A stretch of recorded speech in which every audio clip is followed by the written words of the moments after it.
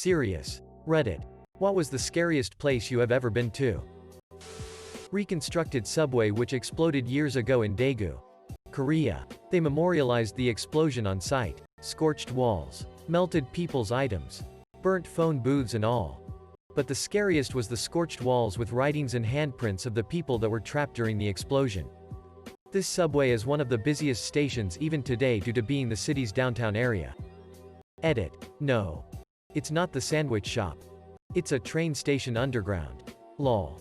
Edit 2. Sorry, it was arson. Not explosion. I thought it was the explosion, but as the comment said, it was an arson case. But damn.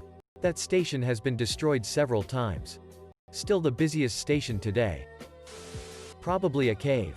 Wriggling through a lemon drop, as they called it, where you go feet first down a skinny ass tunnel and have to wriggle down about 12 feet before you drop into a chamber below.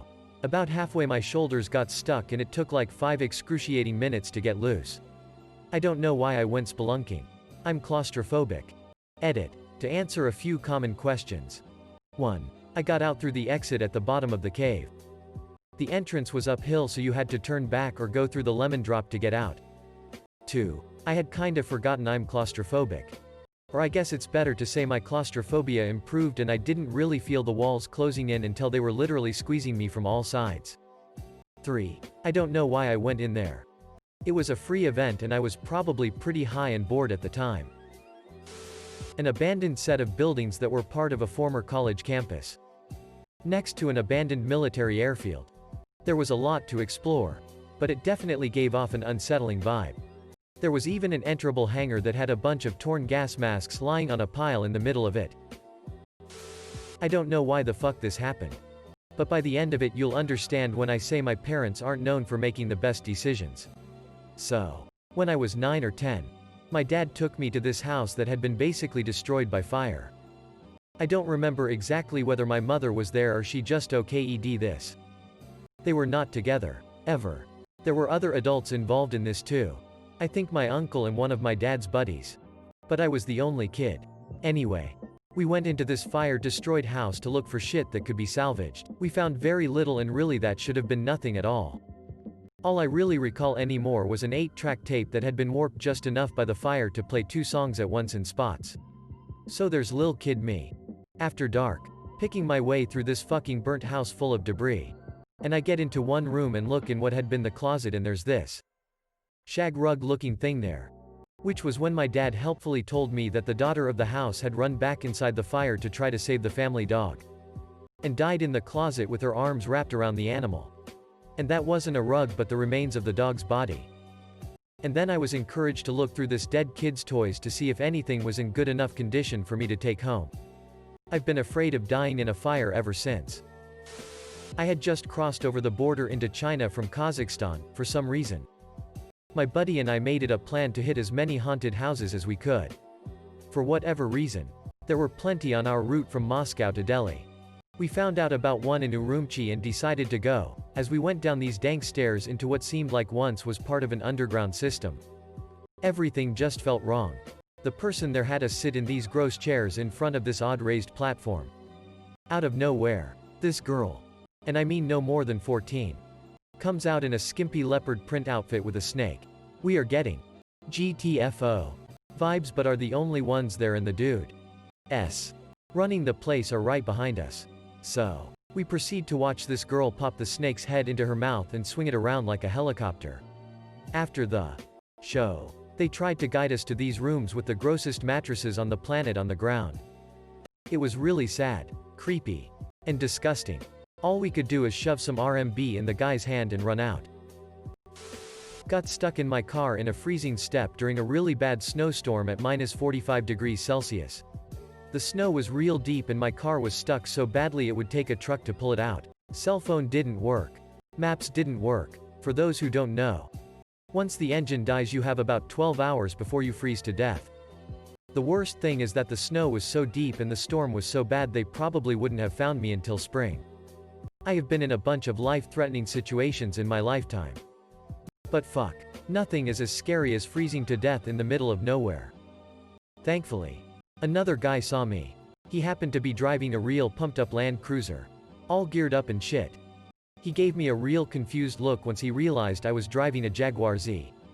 Probably the last fucking car you want to drive there.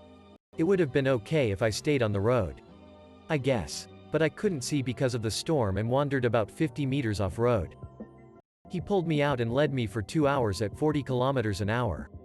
Given he could easily do 120 thanks to his car. My brother went to visit my uncle in Papua New Guinea. He stayed the night in Port Moresby, one of the most dangerous cities in the world. His escort was a friend of my uncle's, an Australian federal police officer. That's FBI equivalent. And the hotel had armed guards at the gate, the front door, the desk and hallway to his room. From memory, the room was also protected, solid doors and stuff, with a panic room and an escape route, should the main room be breached. So yeah, I'd say that would be a mite scary. I'm an over-the-road truck driver. I've been to shitty cities all too often. And it still makes me freak just a bit lol. Although I know what to do if someone tries to rob me. Just get out the truck and hand over the keys. This shit ain't worth my life. The Strid at Bolton Abbey. It's not too far from where I used to live, so I decided to go there once. It's the most unassuming thing you can imagine. But knowing how dangerous it is just makes it seem ominous. Especially when you consider how many people it may have killed and how few people ever wash up. I didn't go within 10 feet of the thing.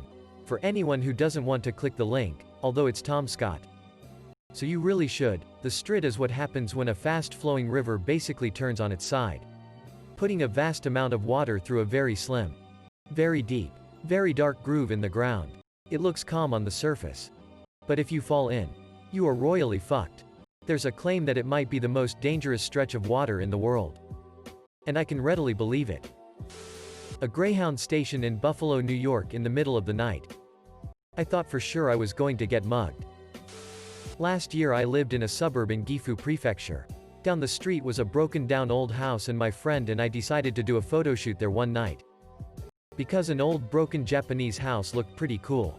When I say broken down, I mean entire walls were missing and exposing the inside. Floors were broken, and lots of old junk everywhere. Pipes and beams were exposed. And there were crates of old belongings. There was one crate though that had hundreds of photos of the same girl.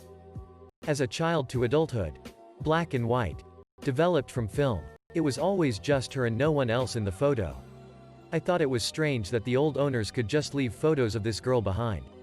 The more I looked at them, I noticed she didn't seem happy in a lot of them. I got really uncomfortable and so my friend and I left and abandoned the photo shoot. I think she might have been a victim of something and that's why the photos were left behind in a half-destroyed house. Got really freaked out that night. Edit. To all the other expats in the Gifu area. The house got torn down and became an empty lot a few months later. We were on our way to Flagstaff. As for the Overland Expo and planned to camp near there the night before it started since we were on a longer overland trip. It was this place in the woods that was recommended by others who were there before. It all seemed fine and we set up camp. At night when we brushed our teeth we noticed there were animal skulls hanging in the trees all around us. It was super scary. We packed up and spent the night in a hotel. Catacombs in Sicily. Yup, great parenting. Let's bring a 6-year-old to a place where every light shines on a dead body. And everything else is darkness. I got abandoned in a care home at 11 years old in a foreign country. That shit was scary. Edit. More info in the comments. Feel free to ask any questions. I'm pretty open about it.